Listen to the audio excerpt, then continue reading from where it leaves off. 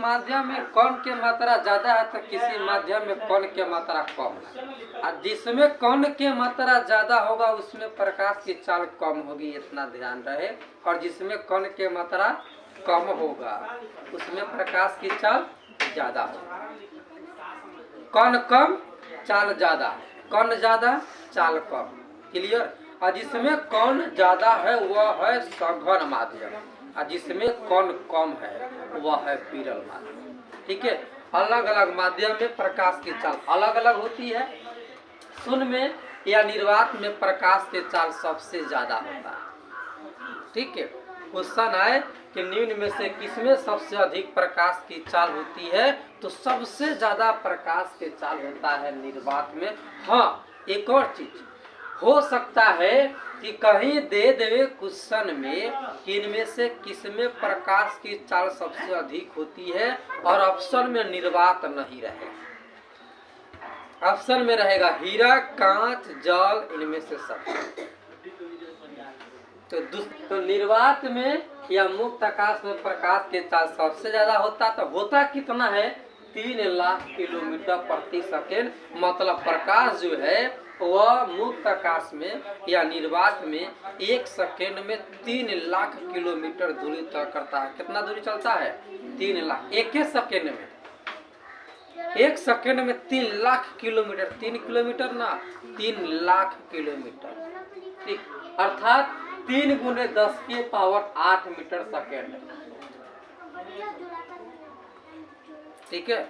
Option में ये वाला आ जाए तब अच्छा, ये वाला आ जाए तब हमें ध्यान रखना चाहिए कि मुक्त आकाश में या निर्वात में प्रकाश की चाल कितनी होती है 3 गुने 10 के पावर 8 मीटर सेकेंड या 3 लाख किलोमीटर प्रति सेकेंड। ठीक। अगली बात, पानी में प्रकाश की चाल कितना होता है 2,25,000 किलोमीटर प्रति सेकेंड। यानी कि पानी में प्रकाश कितना रफ्तार से चलता है 1 सेकेंड में 2,25,000 किलोमीटर दूरी तय करता है पानी में प्रकाश।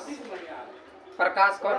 घर के बगल में के नहीं रे, अरे प्रकाश वह प्रकाश जिसकी सहायता से हम किसी वस्तु को देखते हैं। ठीक है, उसका बात कर रहे हैं।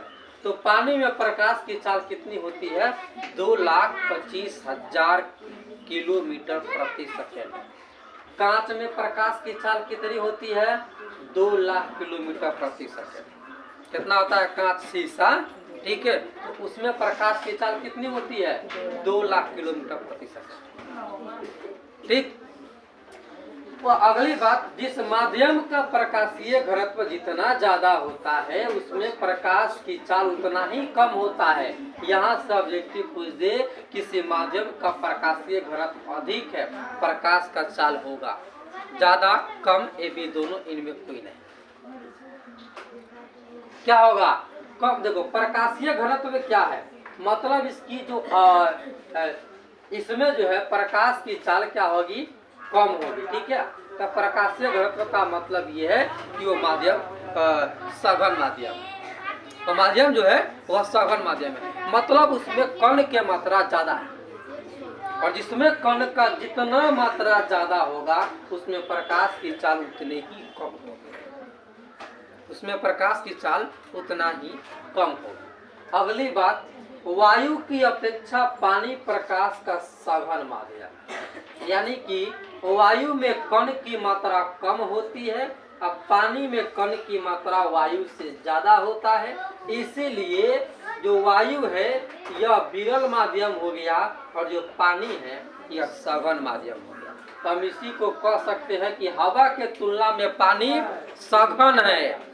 हवा के तुलना में पानी सघन है, या इसी चीज को बोल सकते हैं कि पानी के तुलना में हवा जो है वह विरल है। ठीक है, यानी कहने का मतलब कि पानी सघन हो गया, हवा विरल हो गया। अब इसी को भाषा में लिखनी है तो वायु की अपेक्षा पानी सघन माध्यम है, या पानी की अपेक्षा वायु सघन विरल माध्यम का।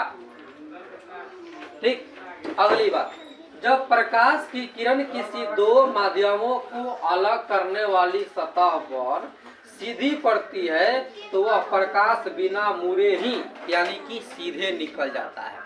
देखो प्रकाश जो है वह हवा माध्यम से आ रही है और एक कांच माध्यम है। प्रकाश अगर इस पर सीधे पड़ती है तो वह सीधे ही निकल जाती है, तिरछा पड़ती है तब वह मुड़ जाती है। ध्यान देना कि अगर प्रकाश हवा माध्यम से दूसरे माध्यम में प्रवेश करती है तो दोनों माध्यम को अलग करने वाला जो सतह है, प्रकाश अगर सीधा पड़ेगा तो सीधा ही निकल जाएगा अपवर्तित होकर के, ठीक है। अगर तिरछा पड़ेगा तो मुड़ते हुए निकलेगा, ठीक है। चलिए, वायु में प्रकाश की चाल जो कितना होता है 3 × 10⁸ मीटर सेकेंड, यानी कि लगभग मुक्त आकाश और हवा ये दोनों में प्रकाश की चाल लगभग सेम होता है, ठीक। अगली बात करें पार्श्विक विस्थापन क्या होता है। कौन चीज? पार्श्विक विस्थापन, ठीक है। देखो, आपतित किरण और निर्गत किरण के बीच की लंबवत दूरी को हम पार्श्विक विस्थापन कहते हैं। अब इस चीज को यहाँ पर समझिए, ये आपतित किरण है, यह क्या है? आपतित किरण जो आपको यहाँ पर दिख रही है यह आपतित किरण है। अच्छा, जो किरण है यह किस माध्यम से होकर चल रही है? जो किरण है यह किस माध्यम से चल रही है? वायु माध्यम से, ठीक है। और वायु माध्यम से होते हुए यह कांच वाला माध्यम में प्रवेश किया। मतलब अगर कांच माध्यम नहीं होता तो यह सीधा निकलते चला जाता। क्या अगर कांच माध्यम नहीं होता तो कहीं मुड़ता? नहीं मुड़ता, यह सीधा ही निकलते चला जाता। लेकिन यह कांच माध्यम में प्रवेश किया तो ये मुड़ गया। क्या हो गया? यह मुड़ गया और फिर यह वायु माध्यम में प्रवेश किया और ऐसे मुड़कर निकल गया। देखो, पहला माध्यम, दूसरा माध्यम, तीसरा माध्यम। पहला माध्यम से ऐसे आ रहा था, दूसरा माध्यम में प्रवेश किया तो मुड़ गया और तीसरा माध्यम में जब प्रवेश किया तो फिर मुड़ गया। फिर क्या हो गया? मुड़ गया। अब देखो, अब इन दोनों के बीच जो दूरी है, यानी कि ये लगभग क्या है? आपतित किरण है, ठीक है। और ये क्या है? निर्गत किरण है, यानी कि जा रही किरण है और ये आ रही किरण है। इन दोनों के बीच में लंबाई जो है, इन दोनों के बीच में कितना दूरी है, इसी दूरी को हम बोलते हैं पार्श्विक विस्थापन। इसको क्या बोलते हैं? पार्श्विक विस्थापन। समझ में आया? यानी कि किसी दो माध्यम में आपतित किरण और निर्गत किरण के बीच जो लंबा जो दूरी होता है, लंबवत। देखिए, हम यहाँ से लेकर ऐसे दूरी नहीं कर, लंबवत दूरी कर, ठीक है। जो लंबवत दूरी होता है इसी को हम बोलते हैं पार्श्विक विस्थापन। इसको क्या बोलते हैं? पार्श्विक विस्थापन। अगली बात, अपवर्तनांक क्या होता है? अपवर्तनांक होता क्या? अपवर्तनांक किसी माध्यम का अपवर्तनांक, देखो, शून्य में प्रकाश की चाल और उस माध्यम में प्रकाश के चाल के अनुपात को हम क्या बोलते हैं? उस माध्यम को अपवर्तनांक कहते हैं। जैसे सपोज कर लेते हैं, ठीक है, मान लेते हैं कि किसी माध्यम का जो है शून्य में प्रकाश की चाल कितनी होती है? 3 × 10⁸ मीटर प्रति सेकंड, ठीक है। और मान लो हमको कांच माध्यम का अपवर्तनांक निकालना है, ठीक है, या हवा माध्यम का अपवर्तनांक निकालना है, तो हवा में प्रकाश की चाल कितनी होती है?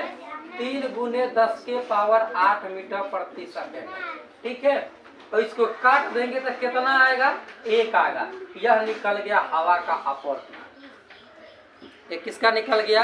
हवा का अपवर्तनांक। यानी कि शून्य में प्रकाश की चाल, ठीक है, और हवा में प्रकाश की चाल, यानी कि हम जिस माध्यम को अपवर्तनांक निकाल रहे हैं उस माध्यम का हमको चाहिए, उस माध्यम में प्रकाश की चाल चाहिए हमको, ठीक है। अगर हम कांच का अपवर्तनांक निकाल रहे हैं तो हमको पता होना चाहिए कि कांच में प्रकाश की चाल कितनी होती है, ठीक है। अगर हम कांच का निकालेंगे तो क्या करेंगे? शून्य में प्रकाश की चाल बटा कांच में प्रकाश की चाल कितनी होती है?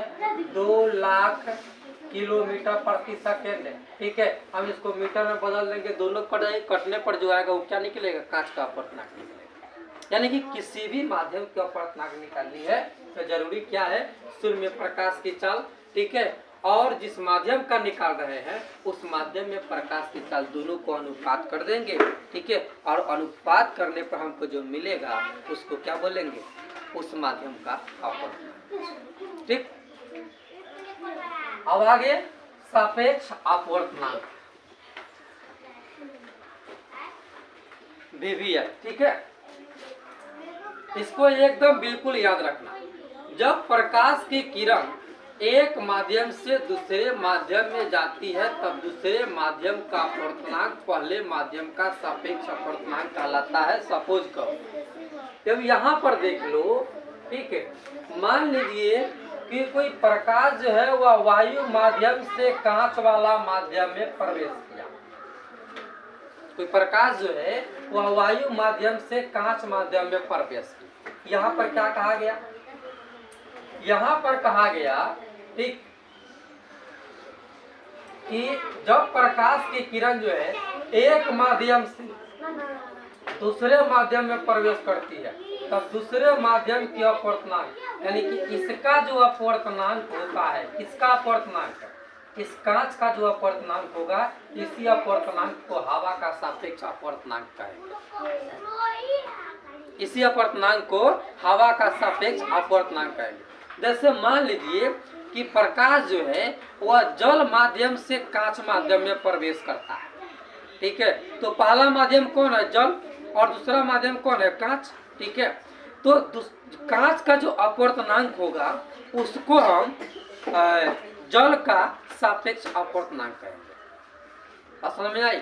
कि प्रकाश की किरण जब एक माध्यम से दूसरे माध्यम में प्रवेश करती है तो दूसरे माध्यम के अपवर्तनांक को पहला माध्यम का सापेक्ष अपवर्तनांक कहते हैं।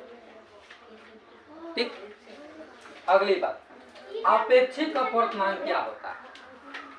आपेक्षिक अपवर्तनांक क्या होता है? दो माध्यमों में प्रकाश के निरपेक्ष अपवर्तनांक के अनुपात को सापेक्ष अनुपात कहते हैं। यानी कि प्रकाश कांच में चल रही है, कांच से चलती हुई पानी में चल गई, ठीक है, जल में प्रवेश की, यहाँ पर दो माध्यम हो गया। ठीक है, कांच का अपवर्तनांक निकालेंगे और जल का अपवर्तनांक निकाल लेंगे और दोनों के अनुपात कर देंगे, जो आएगा सो हमारा क्या कहलाएगा? आपेक्षिक अपवर्तनांक। ठीक है,